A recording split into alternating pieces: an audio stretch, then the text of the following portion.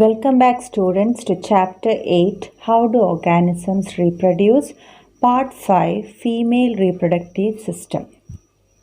Female reproductive system consists of primary and accessory reproductive organs along with accessory glands. Primary organ in female reproductive system is the ovary and accessory organs are oviduct, uterus, vagina and vulva. First, about the primary reproductive organ. A pair of ovaries is the primary sex organs in females. It is attached to the abdominal wall in the pelvic region. Many sac-like structures known as follicles are found in the ovaries.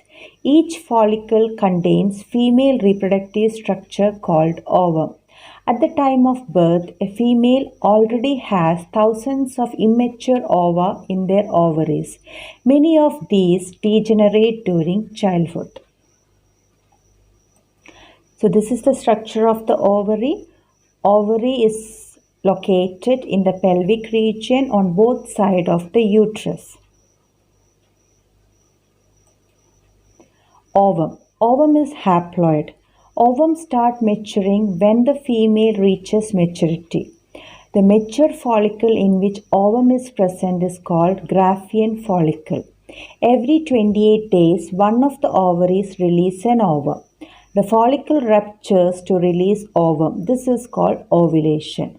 After ovulation, remaining part of the follicle appears like an yellow-colored mass of cells called as corpus luteum. So this is the structure of ovary. You can see the primary follicles in this side. Then it matures. That time they are known as the secondary follicle. When they mature into Graafian follicle, they are also known as the tertiary follicle. After complete development, ovum is released out of the Graafian follicle by its rupture. This process is known as ovulation. Whatever is remaining in the Graafian follicle will get converted into corpus luteum, which is yellow-colored mass of cells. Structure of ovum. Ovum has a haploid nucleus. It has two outer covering. Outermost covering is known as corona radiata. Inner covering is known as zona pellucida. Cytoplasm contains yolk. Here you can see the structure of ovum. Outermost corona radiata, inner membrane known as zona pellucida. Then we have the cytoplasm and nucleus. Nucleus is haploid. Accessory reproductive organs. Oviduct or fallopian tube, uterus, vagina and vulva. First, about oviduct. These are a pair of thin tubes that lead from the ovaries to the uterus. Each fallopian tube has a funnel-shaped opening near the ovary. It is lined by cilia. So these are the oviduct or the fallopian tube which attaches the ovary to the uterus. And inside the oviduct, cilia is present which helps in the movement of ovum. Functions of oviduct. Transport of ovum to the uterus, site for fertilization. It also helps in the movement of sperms. Uterus. Commonly called the womb. It is a hollow, pear-shaped cavity present in the pelvic region behind urinary bladder. Walls of uterus have three layers. Innermost layer called endometrium, middle layer myometrium and outermost layer perimetrium. So this is the structure of uterus. It is pear-shaped. It has three layers, endometrium, myometrium and perimetrium. Next, about parts of uterus. There are three parts of uterus: fundus, body and cervix. Fundus is the top part. Next is the body. The narrow part of the uterus is known as cervix. Functions of uterus. Uterus receives the ovum or embryo from the fallopian tube. It provides shelter and nourishment to the fertilized ovum, that is the embryo. Fundus is the place where the embryo is implanted. So you can see the embryo or the fetus developing in the uterus. Vagina. Muscular tube-like structure. It originates from the cervix and ends up to the vulva. So after cervix, the region is muscular tube-like region, which is called the vagina, and it leads to the vulva. Functions of vagina. Provides the passage for the sperms to reach the uterus, allows the passage of menstrual flow, undergoes stretching and facilitates the delivery of the newborn. Vulva, the external part of female reproductive system is vulva. In females, reproductive and excretory organs are different. Accessory glands. There are two accessory glands related to female reproductive system.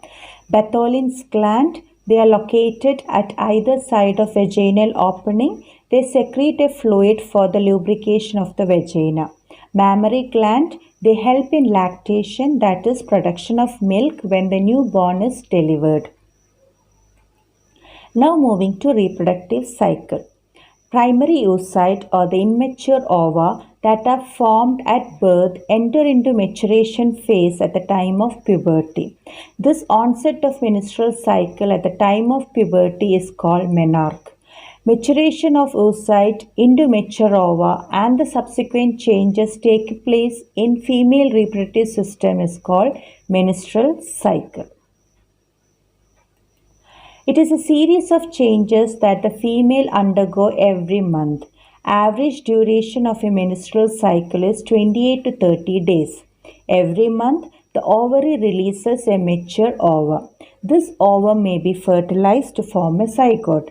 During this period, the uterus undergoes certain changes to provide shelter and nourishment to the fertilized egg. Now about phases in menstrual cycle. Development of Graafian follicle takes place. Matured ovum is formed in the Graafian follicle. Graafian follicle secretes estrogen hormone. This hormone stimulates the uterus for endometrial thickening. It also helps in development of lining of blood vessels in the uterus.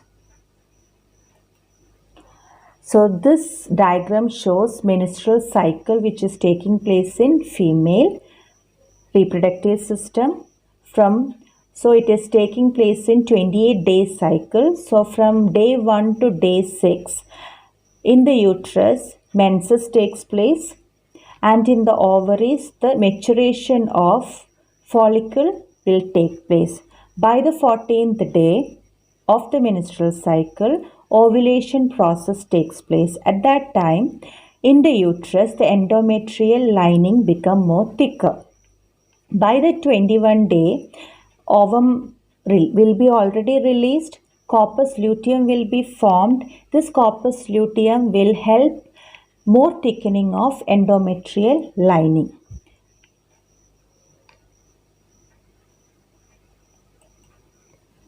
During ovulation, ovum is released into the fallopian tube. The ovum remains there for about 24 hours. Endometrium lining of the uterus gets thickened for the implantation of the embryo. After 24 hours, Graafian follicle is converted into corpus luteum. Corpus luteum releases progesterone. So here you can see the developing follicle. The mature follicle will release ovum, that is ovulation, which takes place by the 14th day. The remaining part of the Graafian follicle will get converted into corpus luteum, which will release progesterone hormone. Now coming to the hormone, there are two hormones in the female system, estrogen and progesterone. In the beginning, when the follicle is developing, estrogen amount will be more and progesterone amount will be less.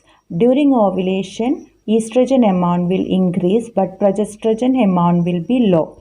But when corpus luteum is released, progesterone amount will increase and estrogen will be reduced. Now moving on to the uterine valves, when follicle is been developing, that time menses will be taking place. After that, from 5th or 6th day, the endometrial wall thickening will again start.